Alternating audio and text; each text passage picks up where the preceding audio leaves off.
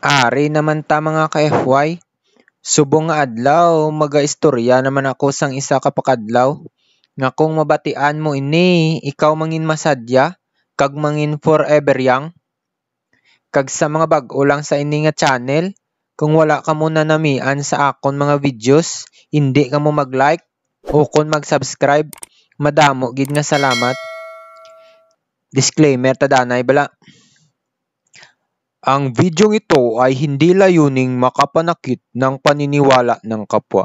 Ito ay ginawa upang magbigay ng aral sa mga manunood.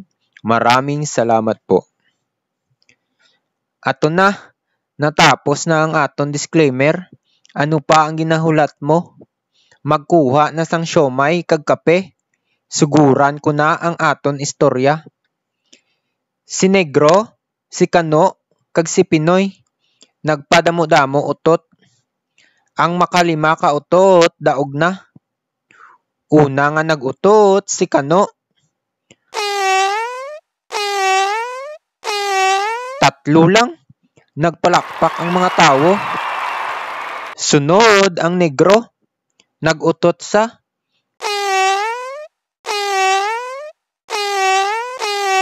apat gid, nagpalakpak ang mga tao. Dako na ang tsansa nga magdaog.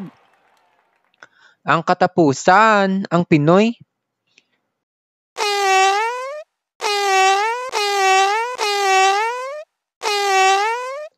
Baw, lima gid. Nagpalakpak ang mga tao kang nagsinggit. Daog na. Piyo na. Dayon, gindeklara ang Pinoy nga winner. Kag gintagaan sang premyo nga isa ka box nga bulawan. Grabe gid ang iya kalipay. Gusto yan na nga magpuli.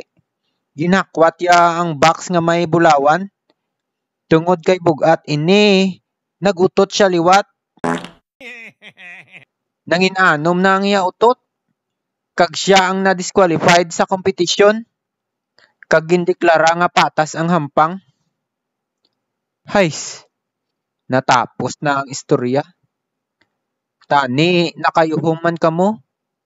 Maging forever young.